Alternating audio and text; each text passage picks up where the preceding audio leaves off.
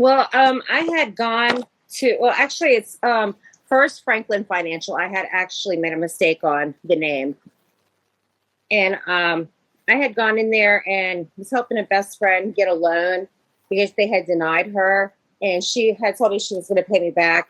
So my first loan I got approved in April. I went in there, it was for $800. I started making my payments. So the next time I called them was in June.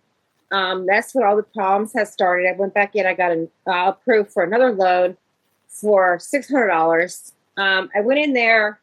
I got the loan. So the second time when I got approved, they approved me for a second loan through them, and that was in June. And I went in. They approved me for $600. That was for my friend again. And I explained it to them that the loans were not for me; they were for her, and that she was going to pay me back. I am on disability. That's when the harassing phone call started.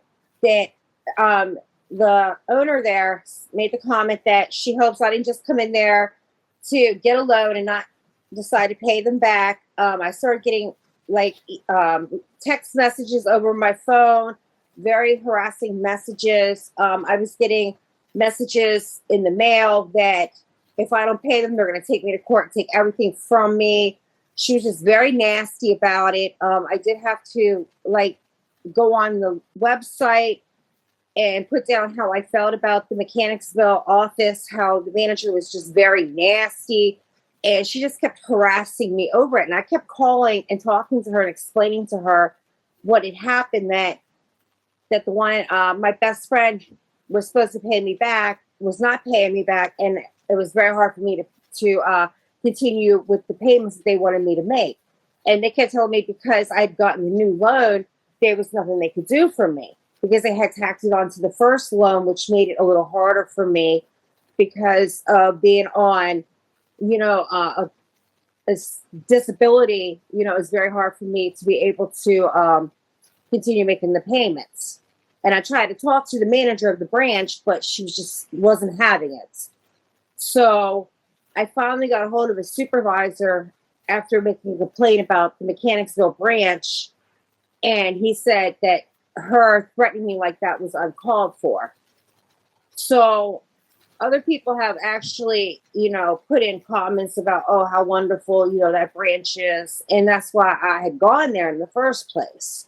Plus it was closer to my home. But I still have a letter in my mailbox that I have not taken out. I will not open it because all she's done is threaten me and harass me. And I just feel like all this could have been avoided if she would have just listened to me and worked with me. So, they had changed their systems around. So that's how my payments used to come out automatically out of my savings account. So it got really, really bad to where they weren't really working with me as a customer. They were treating me more like a criminal.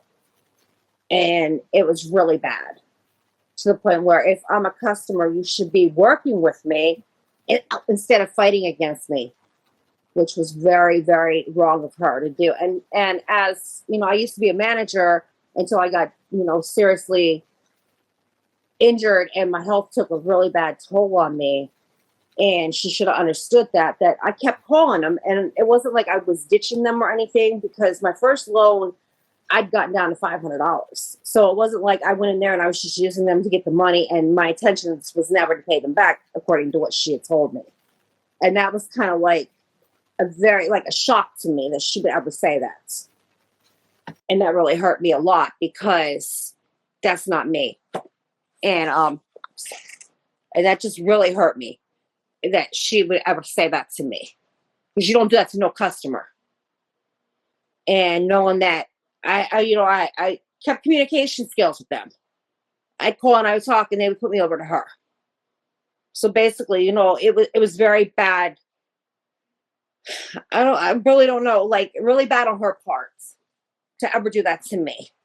Instead of trying to maybe lower my payments so I could continue making payments on the loan, instead of threatening to come take all my possessions from me, which I don't have very much stuff in my apartment to begin with.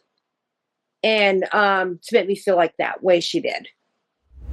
An apology and Actually, I'm looking for her to just realize you can't just treat a customer that way. You know, somebody who's disabled like I am, you can't just walk all over us and treat us like we're different, because when I came to you and I explained my situation, you treated me like I was a criminal.